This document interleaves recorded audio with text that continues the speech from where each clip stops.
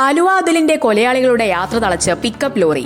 Special branch ഉദ്യോഗസ്ഥന് salute. Super hero Johnson. സ്വന്തം ജീവൻ പോലും പണയപ്പെടുത്തി പ്രതികളെ പിന്തുടരാൻ അദ്ദേഹം സമീപത്തുണ്ടായിരുന്ന ഒരു പിക്കപ്പ് ലോറി തിരഞ്ഞെടുക്കുകയായിരുന്നു.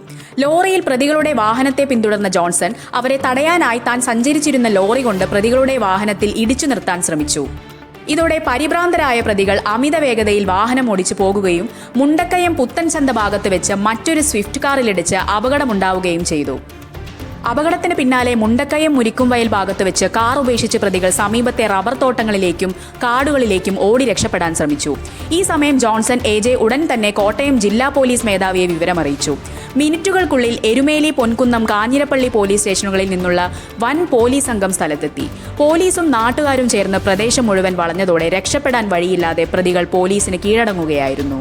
കരുനാഗപ്പള്ളിയിലെ ഗുണ്ടാ നേതാവ് ആലുവ അതുലിനെ കൊലപ്പെടുത്തിയ കേസിലെ മുഖ്യപ്രതികളെയാണ് സ്പെഷ്യൽ ബ്രാഞ്ച് ഓഫീസർ ജോൺസൺ എ.ജെയുടെ അസാമാന്യ മനക്കരുത്തിൽ പോലീസ് കുടുക്കിയത്. കൊലപാതകത്തിന് ശേഷം തമിഴ്നാട്ടിലേക്ക് കടക്കാൻ ശ്രമിച്ച സംഘത്തെ മുണ്ടക്കയം കോസോ ജംഗ്ഷനിലെ പോലീസ് പരിശോധനയ്ക്കിടെയാണ് ജോൺസൺ തിരിച്ചറിഞ്ഞത്. കൺമുന്നിലൂടെ കൊലയാളി സംഘം പാഞ്ഞു പോകുമ്പോൾ ഒട്ടും വൈകാതെ തന്നെ സമീപത്തുണ്ടായിരുന്ന ഒരു പിക്കപ്പ് ലോറിയിൽ അദ്ദേഹം അവരെ പിന്തുടരുകയായിരുന്നു. ഈ ധീരതയ്ക്ക് മുന്നിലാണ് കൊലയാളി സംഘത്തിന്റെ രക്ഷപ്പെടൽ പ്ലാൻ പാളിയത്.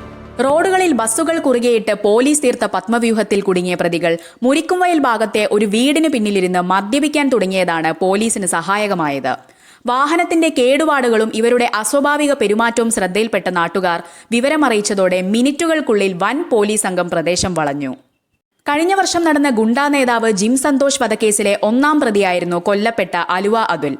ജാമ്യത്തിലിറങ്ങി സ്റ്റേഷനിൽ ഒപ്പിട്ട് മടങ്ങവെയാണ് പ്രതികൾ അതുലിനെ ആസൂത്രിതമായി വെട്ടിക്കൊന്നത്. പിടികൂടിയ പ്രതികളെ കൊല്ലം സിറ്റി പോലീസിന് കൈമാറുന്ന നടപടികൾ പൂർത്തിയായി. ഒരു പോലീസ് ഉദ്യോഗസ്ഥന്റെ കൃത്യസമയത്തെ ഇടപെടലും ധീരതയുമാണ് നാടിനെ നടുക്കിയ കൊലക്കേസിലെ പ്രതികളെ അതിവേഗം വലയിലാക്കിയത്.